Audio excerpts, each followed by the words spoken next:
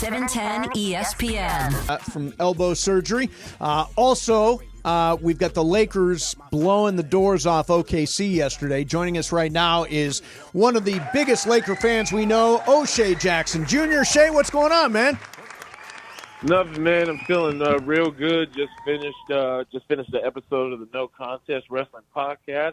Still in Rich Eisen studio, so I'm using all the furniture to do my interview on ESPN. Nice, man. And nice. And I know you're going to be at Hollywood Park Casino here in a little while. I was watching Shannon Sharpe today, and Shannon did the Lakers in 5. I think he did SGA, PGA, USA, Lakers in 5. Now, this is my recollection. You're the first person I ever heard do Lakers in 5. Did you invent Lakers in 5? No, the power of LeBron James and Anthony Davis really created Lakers in 5. But listen, man, when it comes to being out in the public and saying it, you know who was loud and proud with it. Now, what I will give Shannon Sharpe, the funny list of names before he says Lakers in 5, that's all Shannon. Oh, You know, him being a representation of Laker fans, even though he's really a LeBron guy, but like him doing that and pumping up the Lakers, I'm never going to knock him for it. But you know who was on the radio week after week saying, when you see me in the street, Lakers in 5. The real ones know, man. Yeah, the real ones know. I know, and every time I hear him do it, I'm like, he should be paying Shea a licensing fee for that phrase. But Shea, if I pretty clearly remember you sitting in this studio doing the list and then saying Lakers in 5. You're saying that was all Shannon? You didn't do that first? I mean, because Shannon, there's been memes of Shannon doing it and all that. I mean, I'm a crazy man. All right, Greg. Like I need to be on a list. But when it comes to being a Laker fan, the reason why I'm so aggressive, when I was younger and I was seeing, our celebrity fans go on these shows, I would see them get talked down by the host. Be cordial, be polite, and all that. And the only reason why I got famous is to force myself on shows to pump Lakers propaganda, okay? And I will be aggressive because it's what Laker fans deserve. And these disgusting single-digit championship franchises need to recognize or step aside. You're telling me that there's a strand of the multiverse where Laker fans went on television and were humble? Does that exist? Dude.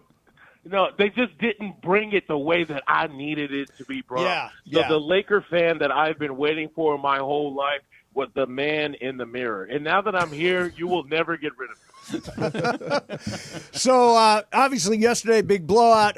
Now, do you think they hang on to the 3, and how important is it to be the 3, Shea? I think with this team, when it came to situations like just the start of this crazy schedule that they were given, and once they saw what things look like when all of our wheels and gears are turning, I don't think they care about the seeding. I think this is a team that is comfortable no matter where they are seated.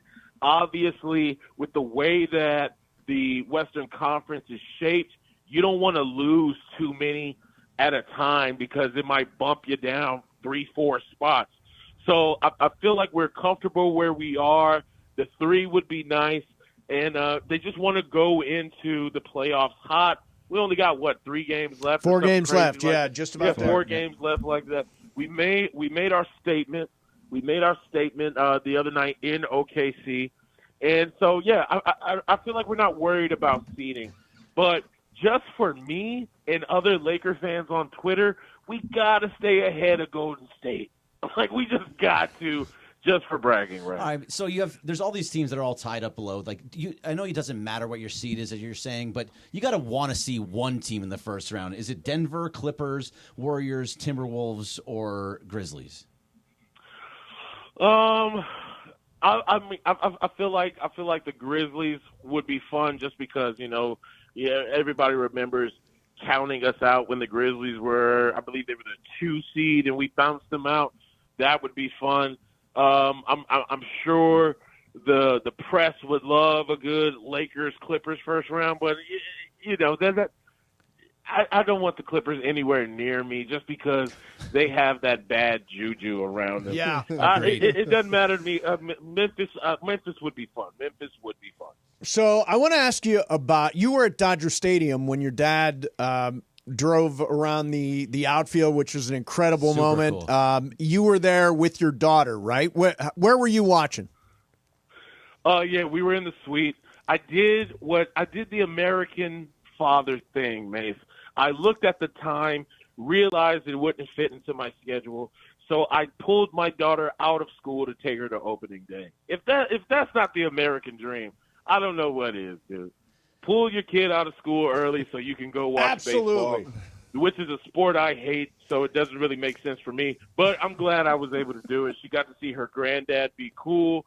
And it was a beautiful moment that she'll never forget. Isn't it weird that your dad got, after all these years, got most famous? And I mean, he is now beloved amongst Dodger fans. That he got most famous maybe for being a Dodger fan.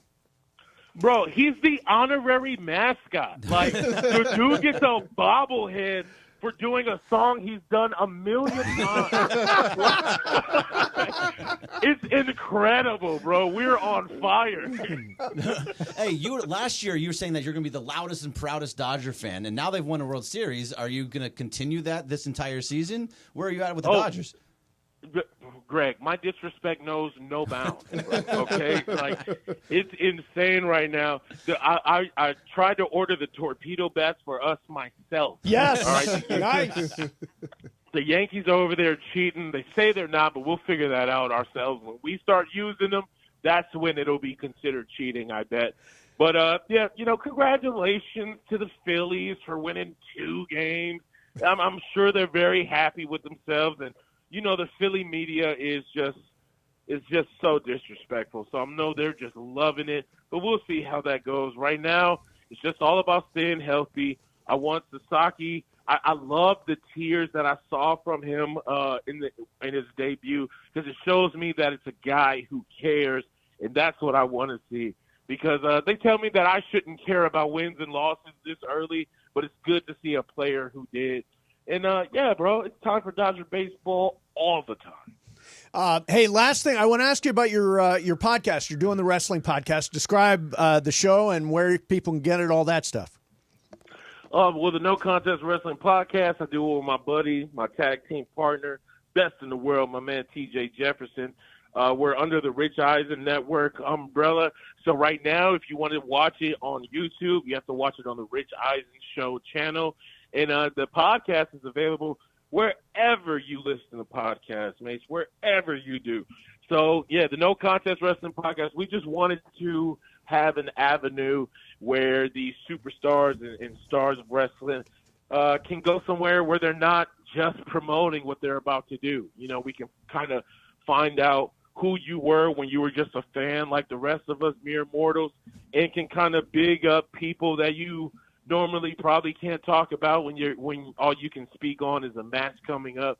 We want to give comfortable, chill vibes, positive platform. The people have loved us so far, and we appreciate them for it. And we will only grow where the people will allow us, so we will be the people's champions. So now you're going to HBC to go hang out with Sedano, and I think DeMarco's going to be there, and Cappy, producer Lindsay. Yeah, producer Lindsay. But what's going on with Monday Night Raw tonight? What are we supposed to be watching for tonight?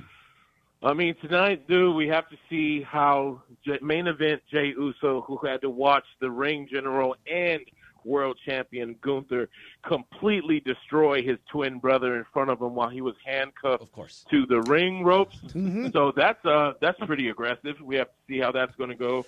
That frankly doesn't seem fair. So he's handcuffed to the ring, and then his twin brother is kicking the snot out of him. Is that what's going on? No, what happened was Gunther, who Jey Uso is going against at WrestleMania for the title, Gunther had a match with Jay's twin brother, Jimmy, right? Okay. And Gunther ends up winning, but then he starts to beat up Jimmy even more after the bell rang.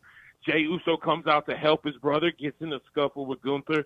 Gunther gets the advantage, and I think it was actually zip ties Jay to the wrestling rope. Of course. And what makes Jay watch Gunther beat Jay's twin brother, Jimmy, to a bloody pulp while he could do nothing. So we have to see how he responds to that tonight. Bad times for the Usos. It's bad, dude. It's bad. So we got to see how my man prevails tonight, and it should be a promo for the ages. But I will be watching it live with a bunch of guys that I know, a bunch of people, my compadres. And, I'm going to get in my expensive Uber and head over there right before. Uber Black for Shay. All right. Hey, Shay, thanks a lot for coming on, man. We'll be listening this afternoon. You, Cappy, and producer Lindsay at Hollywood Park Casino. Thanks for coming on, man. Appreciate it.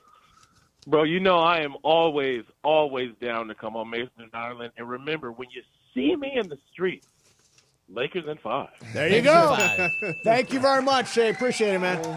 All right, there's O'Shea Jackson Jr., and yes, he did start Lakers in 5. He didn't do the goofy expression beforehand necessarily, but he did do Lakers in 5. And So Super Sam was a part of that too. So Super Sam was absolutely part of that.